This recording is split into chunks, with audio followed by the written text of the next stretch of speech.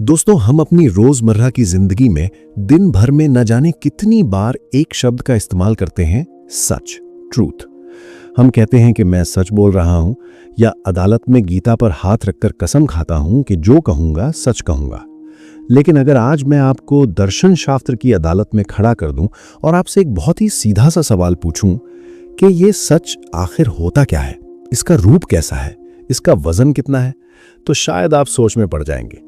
एक आम इंसान सोचता है कि जो चीजें इस दुनिया में मौजूद हैं वही सच है, जैसे सूरज सच है, पेड़ सच है, पहाड़ सच है।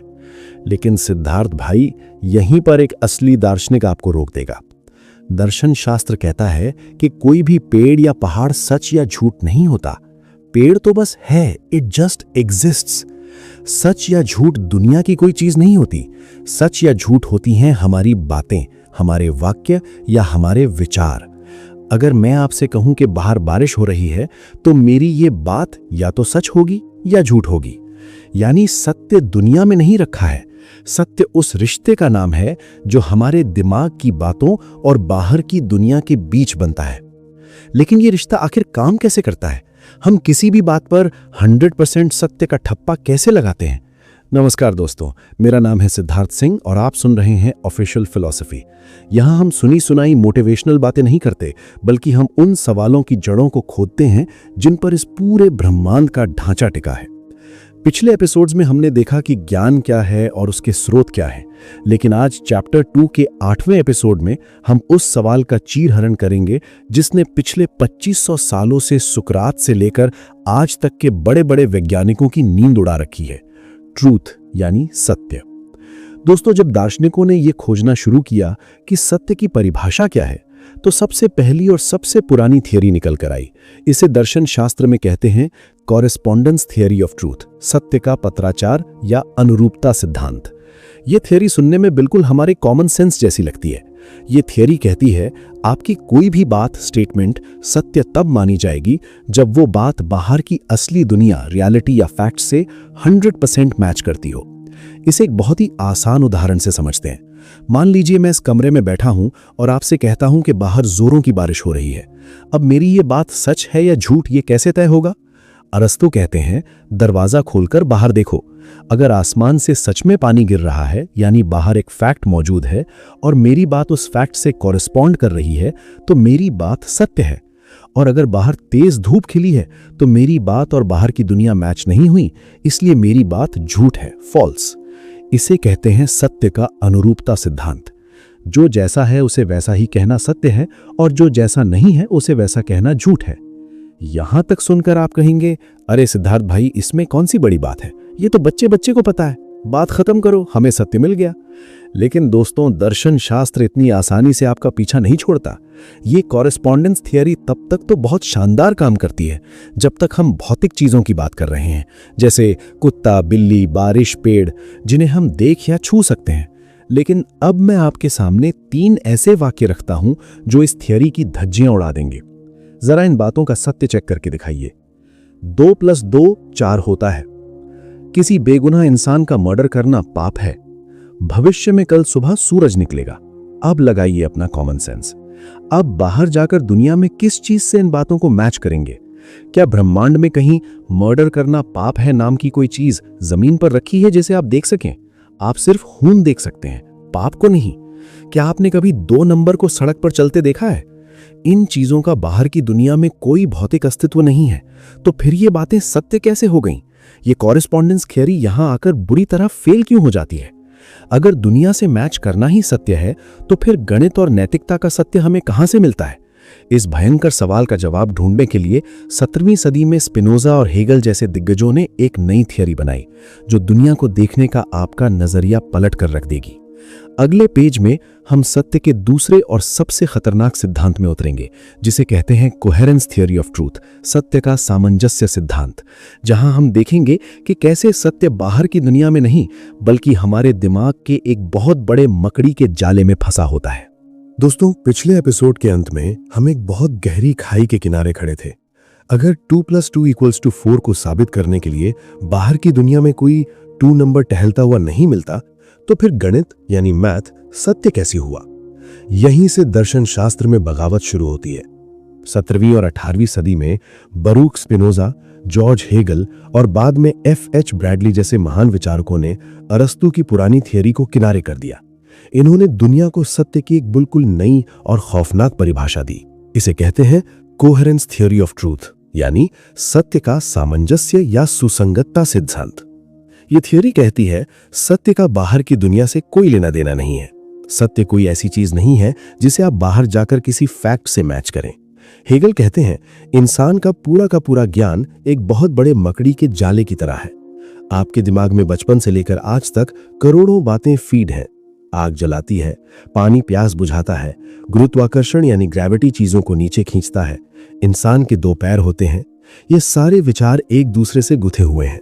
जब आपके सामने कोई नई बात आती है तो आप बाहर दुनिया में जाकर उसे चेक नहीं करते, बल्कि आप उसे अपने इस दिमागी जाले में फिट करके देखते हैं। अगर तो नई बात आपके बाकी के पूरे जाले या सिस्टम के साथ सामंजस्य से बिठा लेती है बिना कोई टकराव पैदा किए, तो बधाई हो, वो बात सत्य यानी ट्रू है।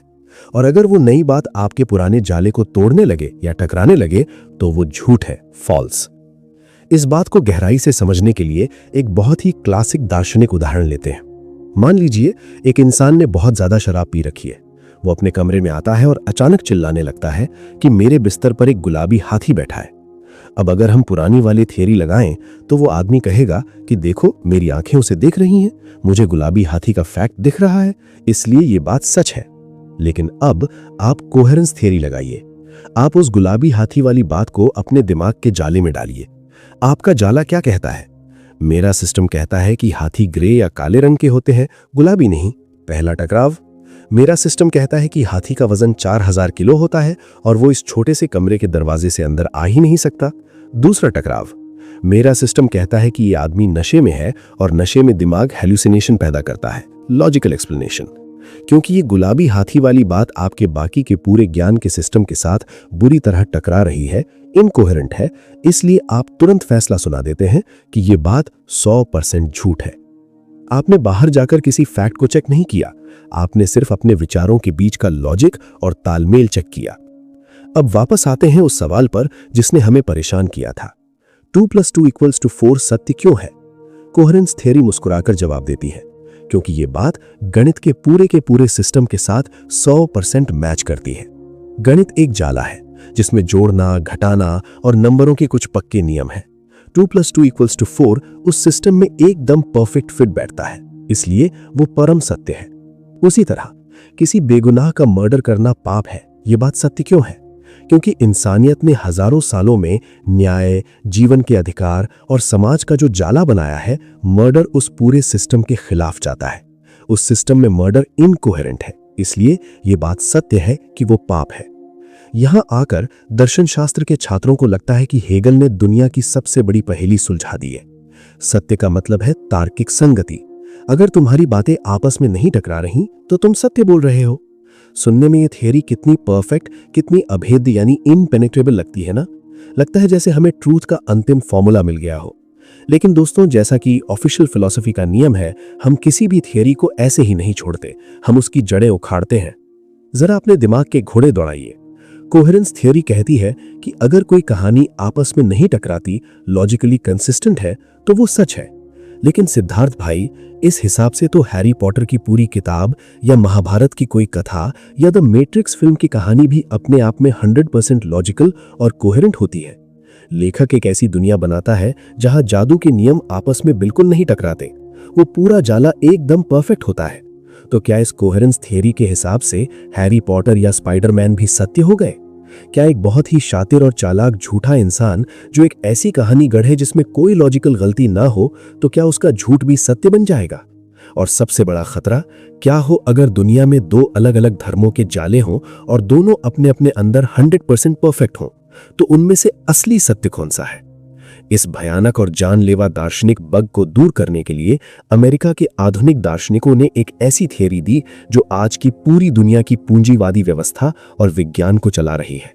अगले पेज पर हम देखेंगे दुनिया की सबसे practical theory, pragmatic theory of truth, यानी सत्य का प्रयोजनवादी सिद्धांत, जहां विलियम जेम्स कहते हैं सत्य वो नहीं जो मैच करता है, सत्य वो नहीं जो जाले में फिट होता है, सत्य सिर्फ वो है जो तुम्हारे लिए काम करता है। तैयार रहिएगा, क्योंकि अगली थियरी आपकी जिंदगी के हर फैसले को स्वार्थ की कसौटी पर तौलने वाली है। दोस्तों, पिछले एपिसोड के अंत में हम एक बहुत बड़े दार्शनिक दलदल में फंस गए थे। अगर तार्किक संगति ही सत्य है, अगर दिमाग के जाले में फिट होना ही सत्य है, तो फिर एक बहुत ही चालाक झूठे इंसान की बुनी हुई परफेक्ट कहानी भी सत्य बन जाएगी। इस भयानक भूल भुलैया को तोड़ने के लिए 19वीं और 20वीं सदी के अंत में अमेरिका से एक बिल्कुल नई दार्शनिक आंधी उठी। इस आंधी का नाम था प्रैग्मेटिज्म या उपयोगितावाद या व्यवहारिकतावाद। इसके सबसे बड़े प्रणेता थे चार्ल्स सैंडर्स पियर्स और विलियम जेम्स। विलियम जेम्स ने यूरोप के उन पुराने दार्शनिकों अरस्तु और हेगल को देखा और कहा, तुम लोग सत्य को आसमान में ढूंढ रहे हो, तुम सत्य को लॉजिक में ढूंढ रहे हो, लेकिन तुम ये भूल गए कि इंसान एक जीव है जिसे इस धरती पर जिंदा रहना है। विलियम जेम्स ने सत्य की एक ऐसी परिभाषा दी जिसने पूरी दुनिया के वैज्ञानिकों और विचारकों को हिलाकर रख दिया। उन्होंने कहा, ट्रूथ इज व्हाट वर्क्स। सत्य केवल वो है जो तुम्हारे लिए काम करता है। उन्होंने कहा, मुझे ये मत बताओ कि तुम्हारी बात बाहर की दुनिया से मैच कर रही है या नहीं, कॉरेस्पॉन्डेंस। मुझे ये मत बताओ कि तुम्हारी कहानी तुम्हारे दिमाग के जाले में फिट बैठ रही है या नहीं, कोहेरेंस। मुझे तो बस ये बताओ कि अगर मैं तुम्हारी बात मान लूं तो उसका मेरी असल जिंदगी में परिणाम क्या होगा, प्रैक्टिकल कॉन्सिक्वेंस। आइए इस उपयोगितावादी थ्योरी को उसी हैरी पॉटर वाले उदाहरण पर लगाकर देखते हैं। कोहेरेंस थ्योरी ने कहा था कि हैरी पॉटर की दुनिया लॉजिकल है, इसलिए वो सच हो सकती है। लेकिन अब विलियम जेम्स आते हैं। वो कहते हैं, ठीक है, अगर तुम्हें लगता है कि झाड़ू पर उड़ा जा सकता है, ये बात सत्य है, तो एक काम करो, एक झाड़ू लो और 10 मंजिला इमारत की छत से नीचे कूद जाओ। जब तुम कूदोगे तो क्या तुम्हारी वो लॉजिकल कहानी तुम्हें बचा पाएगी? नहीं, तुम्हारा सिर फटेगा और तुम्हारी जान चली जाएगी। प्रैग्मेटिज्म कहता है तुम्हारी वो बात सत्य नहीं थी। क्यों? क्योंकि वो प्रैक्टिकल दुनिया में काम नहीं कर पाई, उसका परिणाम फेल हो गया। दूसरी तरफ गुरुत्वाकर्षण की बात सत्य क्यों है? इसलिए नहीं कि हमने ग्रेविटी को देखा है, बल्कि इसलिए क्योंकि जब हम ग्रेविटी के नियमों का इस्तेमाल करके हवाई जहाज बनाते हैं तो वो जहाज आसमान में उड़ता है। ग्रेविटी का विचार हमारे लिए काम कर रहा है, वो हमें रिजल्ट दे रहा है, इसलिए ग्रेविटी सत्य है। विलियम जेम्स ने दर्शन शास्त्र में एक बहुत ही विवादास्पद शब्द का इस्तेमाल किया। उन्होंने कहा, the cash value of truth, यानी किसी भी विचार की औकात सिर्फ इस बात से तय होती है कि वो तुम्हें असल जिंदगी में क्या पे आउट या फायदा दे रहा है। सत्य कोई मूर्ति नहीं है जिसकी तुम पूजा करो, सत्य एक औजार है। यहां तक तो ये थ्योरी बहुत ही साइंटिफिक और सीधी लगती है, लेकिन सिद्धार्थ भाई, अब विलियम जेम्स इस थ्योरी को एक ऐसे सवाल पर लगाते हैं जिसे सुनकर नास्तिक और आस्तिक दोनों के पसीने छूट गए थे। सवाल था, क्या ईश्वर सत्य है? कॉरेस्पॉन्डेंस कहता, आसमान में जाकर देखो, अगर भगवान दिखे तो सत्य है, जो कि संभव नहीं है।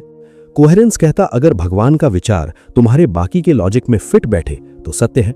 लेकिन विलियम जेम्स प्रैग्मेटिक थ्योरी ने एक बिल्कुल अलग ही जवाब दिया।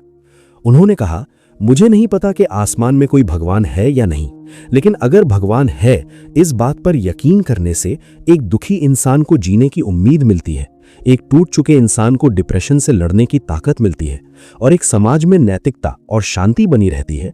तो क्योंकि ये भगवान का विचार उस इंसान के लिए बहुत शानदार तरीके से काम कर रहा है, उसे प्रैक्टिकल फायदे दे रहा है, इसलिए उस इंसान के लिए भगवान 100% सत्य है। God is true.